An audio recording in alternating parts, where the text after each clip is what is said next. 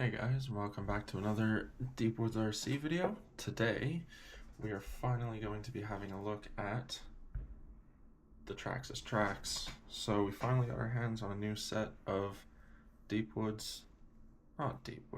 terrain tracks. As you can see, they've got the paddles, they're not the standard flat tracks for the summer. We're going to be trying these more in the sand.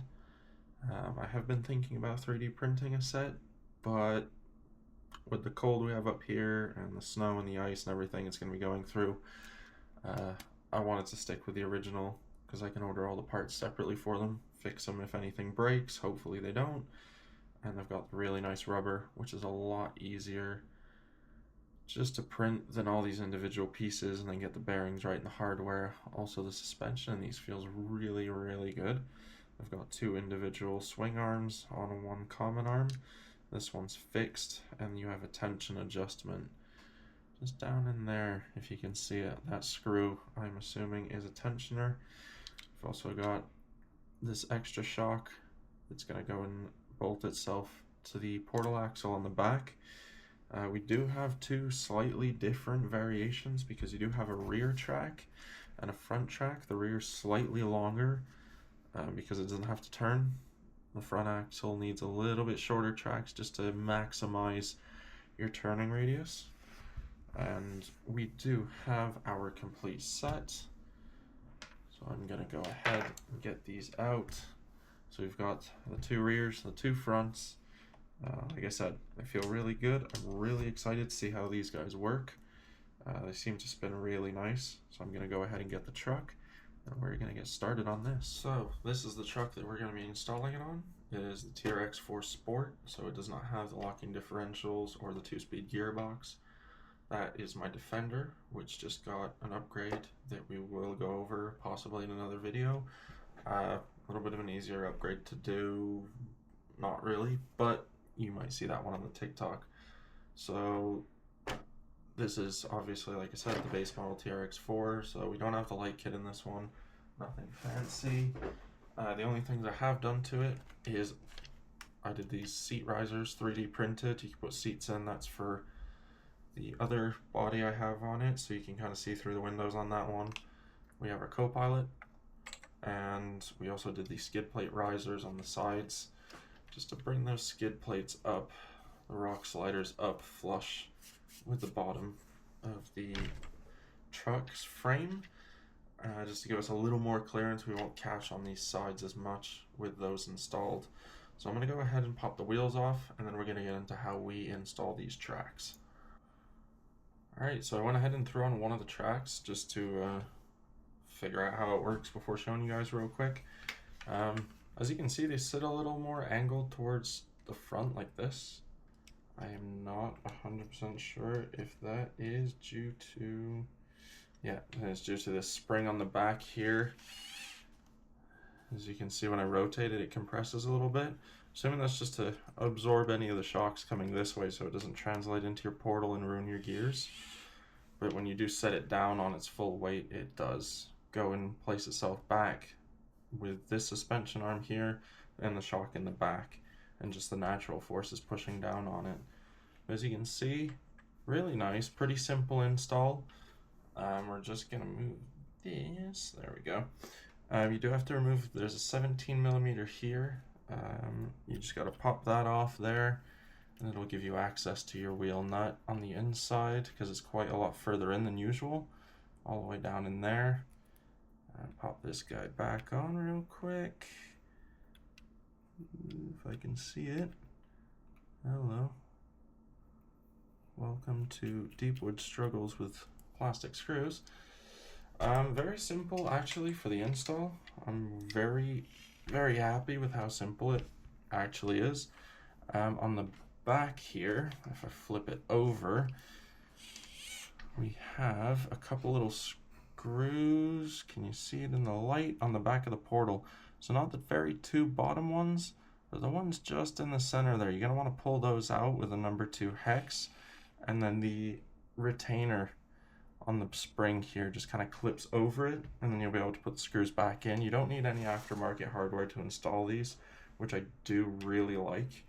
It's just less of a headache. You don't have to worry about running around finding the right hardware, the screw lengths and everything. So like I said, we've got one on, really simple. I'm gonna go ahead and throw the other 3 corners on, and I'll get back to you when it's all done.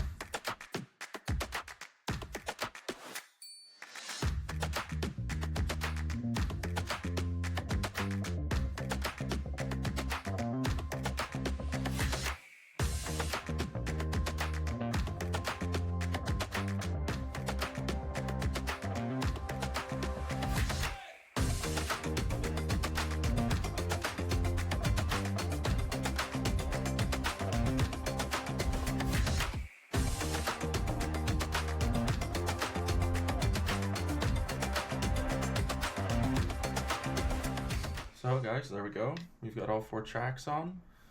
It does sit a lot higher, which is cool. Gives you a bunch more ground clearance, as you can see, compared to the tires, because everything's slightly lower. I mean, let me grab a tire and we'll be able to show you roughly. So yeah, we're gaining about a ½ an inch of ground clearance, I'd say. Maybe a little bit more compared to the tires. But yeah, I feel really good. Everything's installed nice and smooth.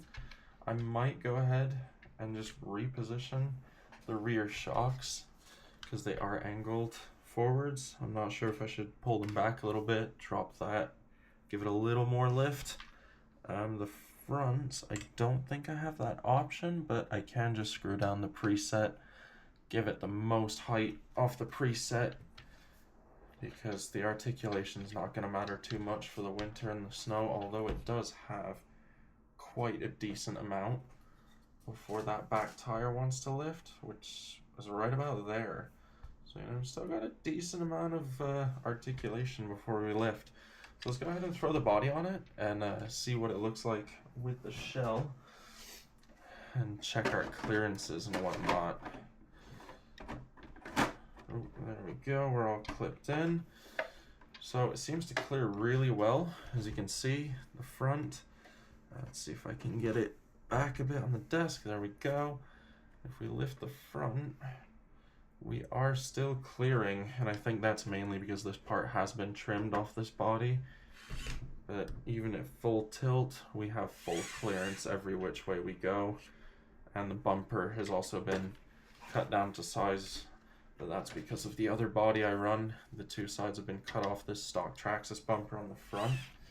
And that was, like I said, for the other body. The tires wouldn't clear, but I mean, guys, that's what we get for putting trail walker bodies on TRX4s. The rear fits really nice, looks good, it's all lined up, and again, we're not going to get any sort of interference in the rear end. See, fully squatted, we're all clear. If I lift that up just to one side, we're nice and clear.